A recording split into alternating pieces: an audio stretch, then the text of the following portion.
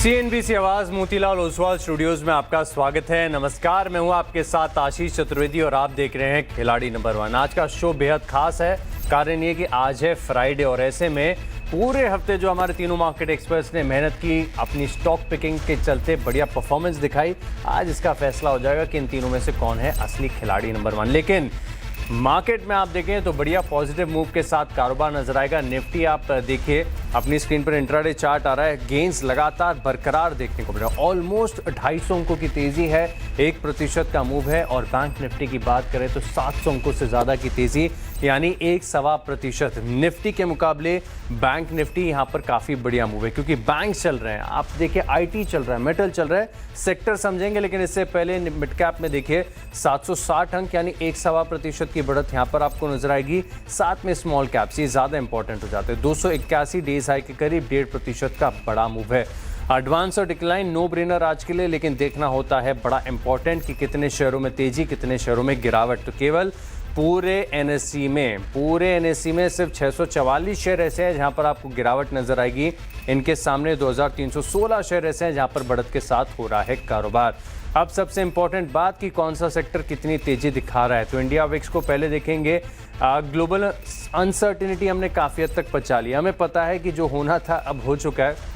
अब लेकिन हालांकि वीकेंड सरप्राइजेस तो होते ही हैं। 7% नीचे कूल ऑफ होते हुआ इंडिया विक्स। लेकिन कैपिटल मार्केट की थीम बेहद स्ट्रॉन्ग, 1.25% की तेजी। Defence as a pack lead कर रहा है एचएल के साथ। पीएसयू बैंक्स में खरीदारी, फाइनेंशियल्स ऊपर है। निफ्टी बैंक की बात हमने कर ली, लेकिन मेटल्स की चमक देखेगा, 2% का मूव है। एफएमसीजी स्लाइड गेन्स है। आईटी की बात करें तो टीसीएस के नतीजों के बाद थोड़ा सा कॉन्फिडेंस बढ़ा है। एक्सपेक्टेशंस नहीं है, इसके सामने अगर थोड़ा सा भी डिलीवर हो गया ना तो आईटी स्टॉक्स में एक रिबाउंड आ सकता है।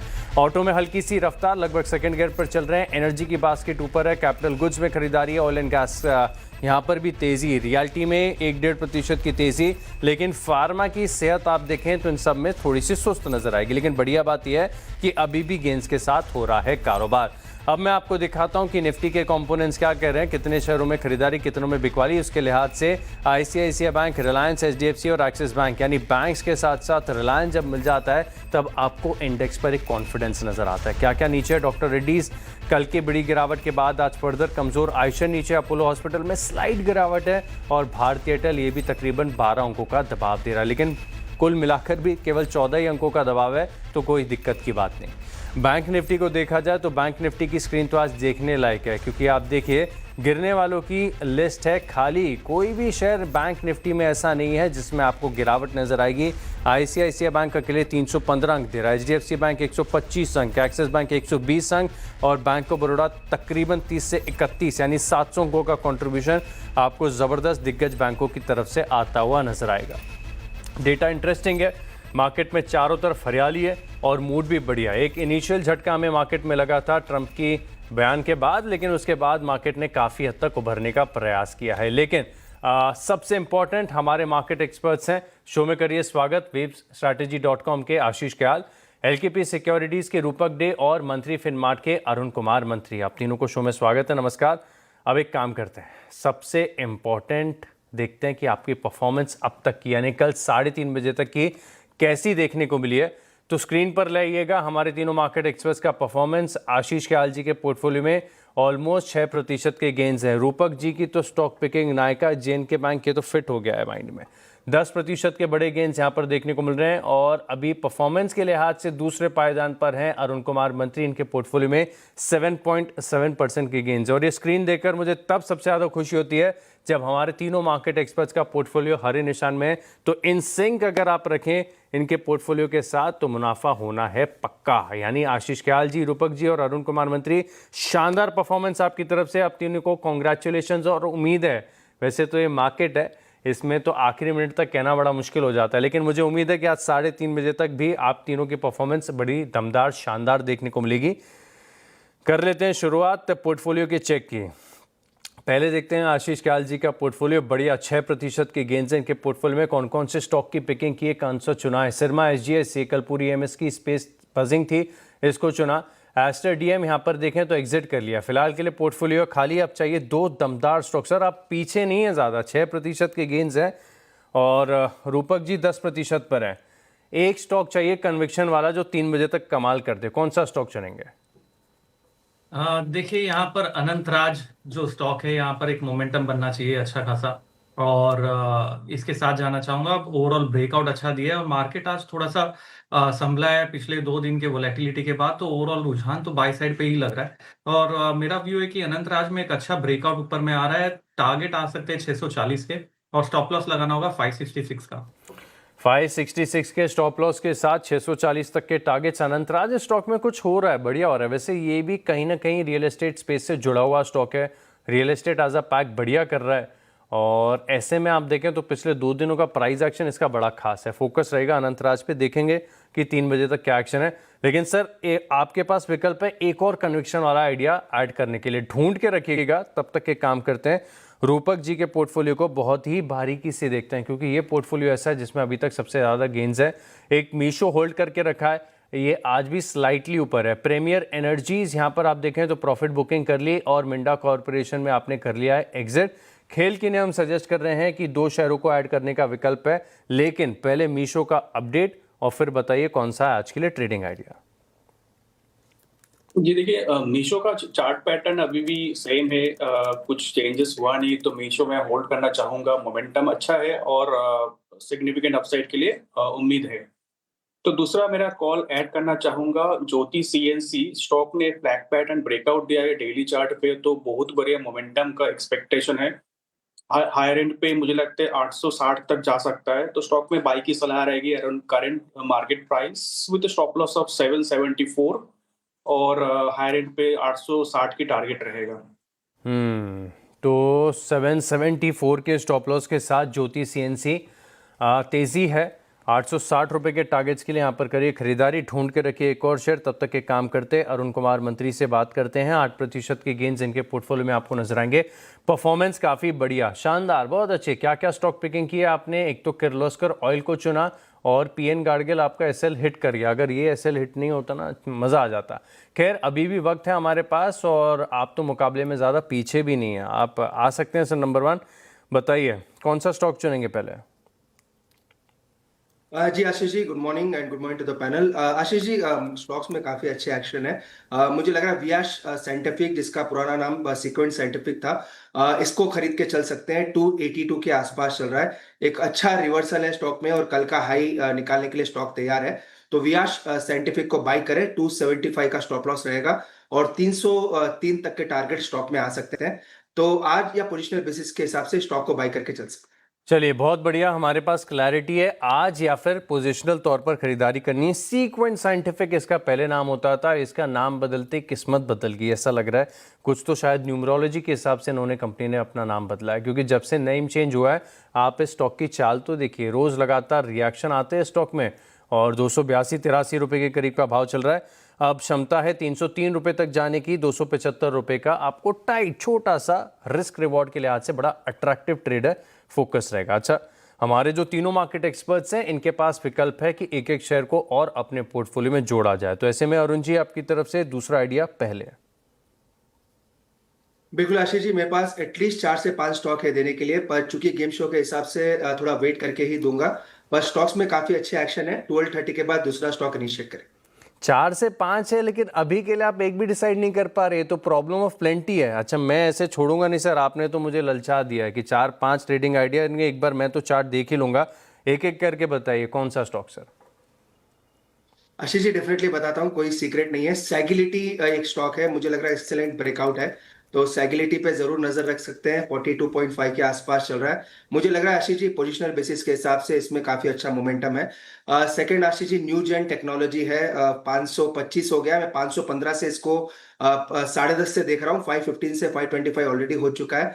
तो आशीष जी, ये 2 स्टॉक्स पे नजर रख सकते हैं। बाकी 3 में से जरूर मैं एक स्टॉक इनिशिएट करूंगा 12:30 बजे। चलिए, उनको गेट कीप कर रहे हैं, कोई बात नहीं, ठीक है। हालांकि ये 2 स्टॉक आपने बताया हमारे भी फोकस और रडार पर रहेंगे। ठीक बात है, विकल्प है आपके पास वेट करने का।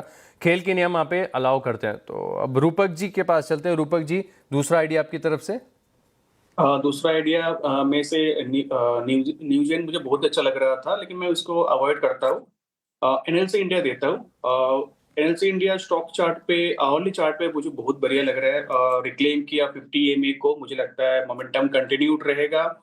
322 तक जाना चाहिए इंट्राडे में, और नीचे एक स्टॉप लॉस डालना होगा 303 के, सॉरी 300 रुपये के नीचे। ओके, तो 308 रुपए का भाव चल रहा है, 300 रुपए का हम स्टॉप लॉस पकड़ लेते हैं और 322 रुपए तक के टारगेट्स हैं, और ये भी शॉर्ट टर्म के लिहाज से ट्रेड बड़ा रिस्क रिवॉर्ड के हिसाब से अट्रैक्टिव है। 1.5% की तेजी एनएलसी इंडिया में। आशीष क्या जी, क्या विचार है सर दूसरे स्टॉक के लिए? देखिए, जो दूसरा स्टॉक मेरे रडार पर है, जो वो है भारती हेक्सा। यहाँ पर भारती हेक्साकॉम में कल के दिन में बहुत जबरदस्त छलांग लगाई थी, थोड़ा प्रॉफिट बुकिंग आया था और आज वापस से कंटिन्यूएशन हो सकता है। तो भारती हेक्साकॉम जो है वहां पर बाय पोजीशंस क्रिएट की जा सकती है। ऊपर में टारगेट जो है 1750 के, और स्टॉप लॉस जो लगाना होगा नीचे में 1547 का। 1547 डेज हाई के करीब नहीं। भारतीय एक्सोकॉम का चार्ट देख रहे हैं तो एनएलसी का खुला हुआ है। एनएलसी तो बात करते करते थोड़ा सा और ऊपर आया, क्या बात है रूपक जी? भारतीय एक्सोकॉम में भी एक्शन तो ज़बरदस्त है। 1593-94 का भाव, 1750 का टारगेट, 1547 का स्टॉप लॉस नोट कर लिया है मैंने। और इसी के साथ हमारे जो तीनों मार्केट एक्सपर्ट्स हैं, इनकी पोर्टफोलियो की तैयारी हो चुकी है पूरी। अरुण जी, अगर आपको ब्रेक में आपका हृदय परिवर्तन होता है और ब्रेकआउट्स अपने सही लेवल पर आते हैं तो मुझे सूचित कर दीजिएगा, लेकिन तब तक एक काम करता हूं, मैं छोटे से ब्रेक के लिए रुक रहा हूं। ब्रेक के बाद हम बात करेंगे कॉर्पोरेट स्कैन में चॉइस इंटरनेशनल के सीईओ अरुण कुमार पोद्दार से।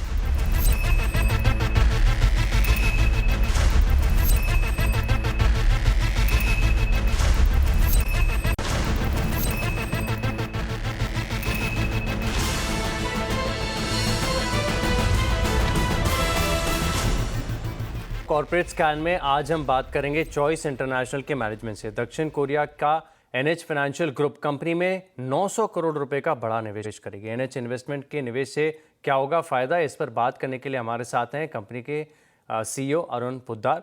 सर, शो में स्वागत है आपका, नमस्कार। पहले तो कॉन्ग्रेचुलेशंस, काफ़ी बड़ा है, सब्सटैंशियल है। किसी भी फाइनेंशियल कंपनी को 900 करोड़ का अगर आप इक्विटी रेज हो तो एक बड़ा बेनिफिट यहाँ पर माना जाता है।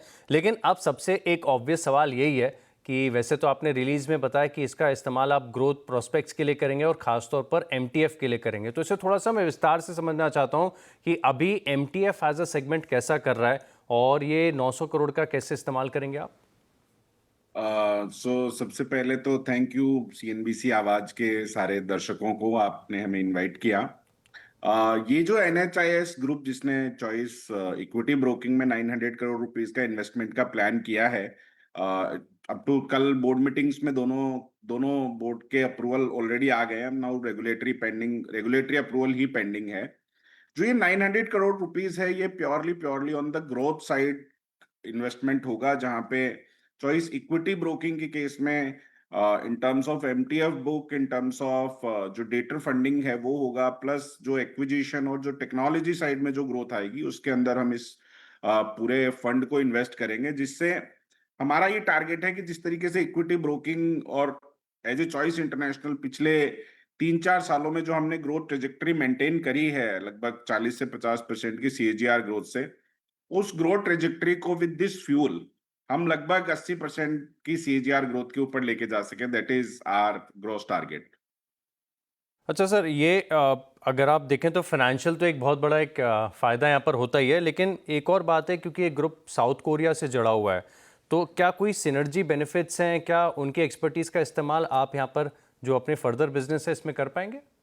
सर्टेनली। दो चीजें हैं जिसपे हम काफी एग्रेसिवली उनके साथ बहुत पॉजिटिवली डिस्कस कर रहे हैं। They have a large investment banking structure. So उनके एनएचआईएस ग्रुप के ऑलमोस्ट 7 इंटरनेशनल ऑफिसेज है, लंदन, न्यूयॉर्क, सियोल, जापान, इन सब जगह पे उनके इंटरनेशनल ऑफिसेज है, जहां से हम इन्वेस्टमेंट बैंकिंग के रिलेटेड चीजों को बहुत एक्स्ट्रा ऑर्डिनरी लेवल पे एक्सपांड कर पाएंगे। So choice as a group हमें इंटरनेशनल एक्सपोजर मिलेगा, इंटरनेशनली चीजें एग्जीक्यूट होगी, और ये इस part of our document also, जहां पे हम उनके साथ इन सारे ऑफिसेज में जो भी उनके कस्टमर है, उन एफआईआई और एफपीआई जो उनके साथ एसोसिएटेड है, उनका इंडिया बिजनेस के केस में हम उनके साथ एक्सक्लूसिविलिटी के साथ काम करेंगे। तो वो एक बड़ा पीस है जहां पे हम उनके साथ काम करेंगे। साउथ कोरिया में they are large in AI and technology side also, तो हम सर्टेनली इंडिया में उनके जो इस नॉलेज स्ट्रेंथ है उसको भी यूज करेंगे, जहां पे हम हमारी कैपेबिलिटीज को उस लेवल पे एक्सपैंड करेंगे, जिससे एक कस्टमर को बेहतर सर्विस और आज के जिस दौर में एआई एक बहुत बेहतर प्लेटफॉर्म बन के उभर रहा है, एक टेक्नोलॉजी बन के उभर रहा है, उसमें हमारे भी जितने भी कस्टमर और इंडियन कंज्यूमर को भी उसका फायदा मिले, उस पे भी हमारा एक वन ऑफ द टारगेट रहेगा। एक बड़ा बेनिफिट यहाँ पर स्ट्रेटेजिक तौर पर आपको देखने को मिल सकता है। अच्छा सर, ये ब्रोकिंग स्पेस है मेजर, अभी मैं देख रहा था कि आपकी रेवेन्यू तकरीबन 59% ब्रोकिंग एंड डिस्ट्रीब्यूशन से ही आती है। ये स्पेस अब बहुत ज़्यादा कम्पिटिटिव होता जा रहा है। एक वीकली एक्सपायरी का दौर आया था जब हर दिन एक एक्सपायरी होती थी। अब एफएनओ की वॉल्यूम्स आप देखें तो उन स्तरों से थोड़ी सी कूल ऑफ हुई है, कॉम्पिटिशन लगातार बढ़ता जा रहा है। ऐसे में इस वर्टिकल को स्केल करने के लिए आपकी क्या स्ट्रैटेजी है? सो सर, अगर आप देखें तो ये जो पर्टिकुलर ब्रोकिंग इंडस्ट्री है, ये ब्रोकिंग इंडस्ट्री में हर किसी का एक इंडिपेंडेंट एक्सपर्टीज है, इंडिपेंडेंट प्रोफाइलिंग है। कुछ लोग प्योर प्ले डिजिटल पे काम कर रहे हैं। हमारा ये स्ट्रेंथ है कि हम अपार्ट फ्रॉम डिजिटल, हमारा खुद का फिजिकल डिस्ट्रीब्यूशन मॉडल है। आज हम लगभग 200 प्लस ऑफिसेज पे आज के दिन चॉइस इक्विटी ब्रोकिंग वर्क कर रहा है, और आगे in next 3 to 5 year time हमारा टारगेट है कि हम इंडिया के हर एक 800 डिस्ट्रिक्ट में हमारी खुद की फिजिकल प्रेजेंस को ग्रो करें। सो इन एनी केस, जब जो नया कंज्यूमर, जो नया इन्वेस्टर इस इंडस्ट्री में आएगा, उसके लिए फिजिकल प्रेजेंस एक one of the key factor रहेगा, और हम उस पर्टिकुलर पीस पे बहुत एग्रेसिवली बिड कर रहे हैं। और हमें ये लगता है कि हमारा जो डिस्ट्रीब्यूशन मॉडल है, हमारा जो ग्राउंड रीच है, वो ग्राउंड रीच हमें किसी भी दूसरे प्लेयर से एक एज देता है, और शायद से एनएच ने भी इसी one of the quality, one of the credential को देखते हुए शायद हमसे एसोसिएशन का प्लान किया है। अच्छा, एक और ख़ास बात है सर, आपसे समझना चाहूँगा, क्योंकि आपकी रीच इतनी ज़्यादा है, एक्सपर्टीज़ है आपकी इस बिज़नेस में, तो अभी फ़िलहाल मार्केट में आप देखें ना तो बहुत टेक savvy इन्वेस्टर्स आ रहे हैं जो टेक्नोलॉजी को समझ रहे हैं और टेक्नोलॉजी एआई का इस्तेमाल करके अपनी ट्रेडिंग स्ट्रैटेजीज़ बना रहे हैं, और फिर वहाँ पर आप देखें तो अपने ऑपरेशंस को चला रहे हैं। तो ऐसे कस्टमर्स को ऑफरिंग देने के लिए खासतौर पर जो एपीआई एल्गो है, इन सब में आपकी क्या तैयारी है और अब तक इस बिज़नेस में कैसी ग्रोथ रही है? आज भी हमारी जो टेक्नोलॉजी प्लेटफॉर्म्स है, जो एल्गो के प्लेटफॉर्म्स है, जो एचएनआईज और अल्ट्रा एचएनआईज के लिए एचएफटीज के प्लेटफॉर्म्स है, वो जितने भी पीयर्स है, उन पीयर्स के equal to comparable products is already there. So हमारा जो टारगेटेड कस्टमर, टारगेटेड ऑडियंस रहा, वो हमेशा एक इन्वेस्टर कैटेगरी का टारगेटेड ऑडियंस रहा।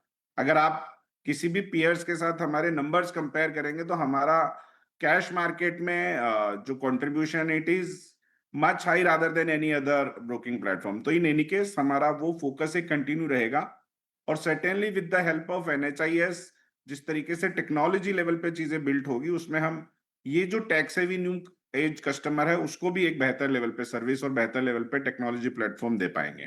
परफेक्ट है। और सर, साथ में मैं देख रहा हूँ कि करीब करीब 13-14% का योगदान एनबीएफसी बिजनेस का भी आ रहा है। इसमें 800 करोड़ के आसपास का ईओएम ऑलरेडी आपने रजिस्टर कर लिया है। ग्रोथ तो बहुत अच्छी आ रही है लो बेस से लगातार। अब इस स्पेस में क्या लग रहा है, कितनी ग्रोथ और आप एक्सपेक्ट कर रहे हैं, और कौन से सेगमेंट है जो ज़्यादा ग्रोथ दिखाएंगे? एनबीएफसी सेगमेंट में हम आज के दिन लोन अगेंस्ट प्रॉपर्टी लैब का जो सिक्योर्ड प्रोडक्ट है, उस पर काम कर रहे हैं। वी आर फीलिंग, हम यहाँ पे जो 30-35% का जो ग्रोथ ट्रेजेक्ट्री रहा है लास्ट 3 to 5 ईयर में, वो same growth trajectory we will maintain, we will continue in this segment. हमने रिसेंटली एक सोलार बेस्ड लोन भी, एक नया प्रोडक्ट स्टार्ट किया था, वहां पे भी हम काफी एग्रेसिवली वर्क कर रहे हैं। सो वो भी एक अच्छा पीस रहेगा जिसमें हम आगे की ग्रोथ करेंगे। सर, मैं एक और वन ऑफ द सेगमेंट है जो शायद आपसे मिस आउट हुआ है, that is our advisory piece, जिसका ऑलमोस्ट 30% प्लस के आसपास का रेवेन्यू कंट्रीब्यूशन है। हम आज के दिन, अगर आप इंडिया गवर्नमेंट की प्रीमियम कंसल्टिंग फर्म्स में देखें तो choice is one of the firm जो इस पूरे सेगमेंट में बहुत एग्रेसिवली काम करता है। आज के दिन लगभग 700 करोड़ प्लस की ओपन ऑर्डर कंसल्टिंग बुक है जी। सो वो जो सेगमेंट है, अगर आप देखें तो ऑनरेबल प्राइम मिनिस्टर सर का एक विजन है कि इंडियन बिग फोर बनना चाहिए, इंडियन कंसल्टिंग फर्में ग्रो होनी चाहिए जी। सो वो जगह पे चॉइस आज के दिन सबसे राइटली प्लेस्ड ऑर्गेनाइजेशन है इन टर्म्स ऑफ डिलीवरी। बिल्कुल बिल्कुल बिल्कुल। बहुत बहुत धन्यवाद सर आपका, और बड़े विस्तार से आपने पूरे डील के मायने समझाए, और कॉन्ग्रेचुलेशंस आपको। धन्यवाद हमारे साथ जुड़ने के लिए।